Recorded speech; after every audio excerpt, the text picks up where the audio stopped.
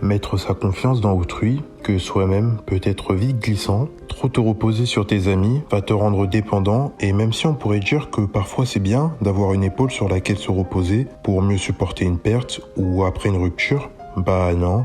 Vraiment, on peut véritablement compter que sur soi-même. Car les autres ont leurs problèmes et des gens qui vont vouloir t'aider, c'est très rare, même si possible. T'aider toi avant tout, c'est tout ce qu'il y a de plus normal. Et laisse-moi deviner, tu te dis que c'est mieux de se plaindre quand même, d'en parler à un ami, parce que c'est plus facile, mais non, encore une fois, se plaindre ne sert à rien. Trouver les solutions pour les résoudre en comptant que sur soi au final, là... Même si on a tous des points faibles, des moments de faiblesse où on se sent mal, qu'on est perdu et qu'on sait pas trop où aller, tel que après cette rupture, que ça soit en amour ou en amitié, ou après avoir raté le bac, on va prendre la voie la plus facile et commencer à aller voir un ami ou quelqu'un qu'on apprécie, pour qu'il entende ce qu'on a à dire et expulser nos problèmes envers une personne sur laquelle on peut compter. Sauf qu'il y a un problème à ça, qui est que tu te reposes bien trop sur les autres. Et même si ça peut faire du bien d'avoir une épaule sur laquelle compter, abuser de ça te rendra dépendant des gens. Et personne aime être dépendant. Ça s'explique par ta volonté de faire confiance aux autres. Si je te dis de devenir de l'huile, tu vas me prendre pour un taré, alors avant ça, je vais te faciliter la tâche. Imaginons qu'il vient de t'arriver un truc de fou. Genre t'as perdu un chat qui était dans la famille depuis longtemps, tu vas vouloir en parler à ton pote Jean, car ça te fait du bien d'en parler.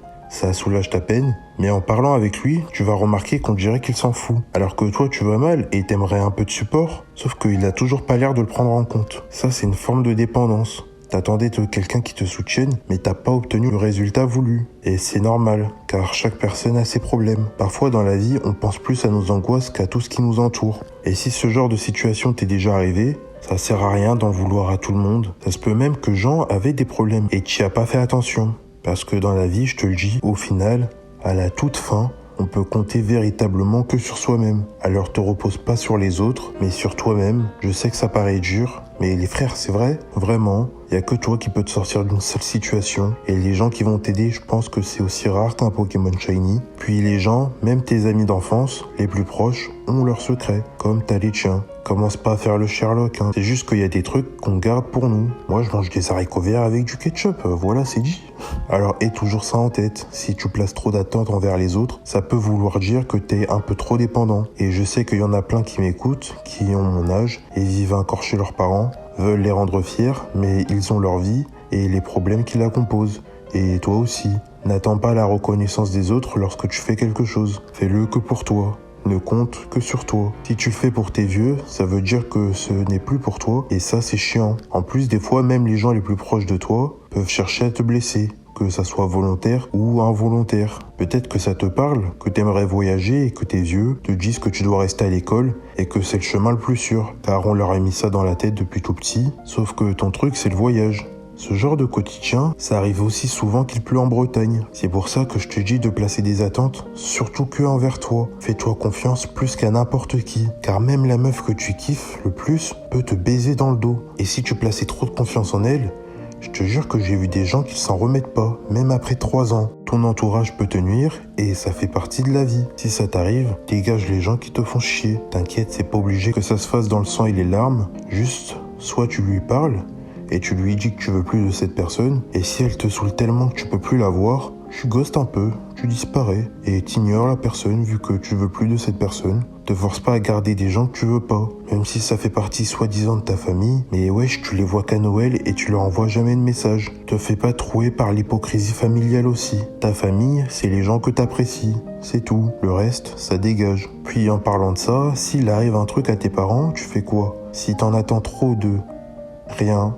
Car tu te reposes trop sur eux, à leur boss. Lance ton projet créateur, lance cette foutue chaîne YouTube, ou ta carrière en sport, ou je sais pas moi. Prends au sérieux tes études. Et me sors pas, je suis trop jeune, c'est des excuses. Crois un minimum en toi, repose-toi que sur toi. Deviens cette huile sur laquelle l'eau peut se reposer, sois ce taux d'eau qui a confiance en lui, sur qui on peut compter et pas l'inverse. Après, si t'as encore du mal et que tu trouves plus simple de te plaindre face aux autres, ça sert à rien. Trouve plutôt des solutions. Et là, tu vas me sortir, et s'il n'y a pas de solution, bah si, il y a toujours un moyen de résoudre le problème.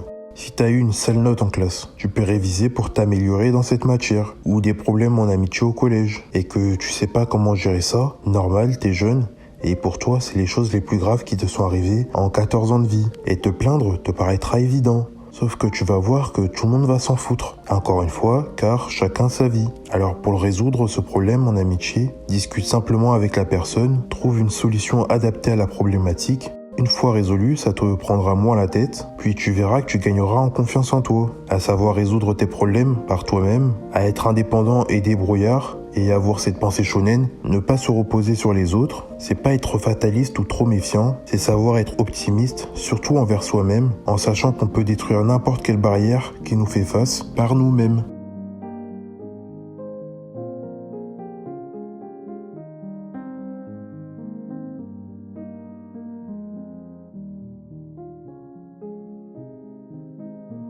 J'espère que tout ça t'a plu. Rejoins-moi dans cette folle aventure pour atteindre les 100 000 abonnés avant le 4 octobre. Il y a aussi un Discord si tu veux parler. Rejoins ma newsletter, je donne plein de conseils de genre, on y est gagnant tous les deux. Merci de m'avoir écouté, c'était HM, et suis ta passion, Todo.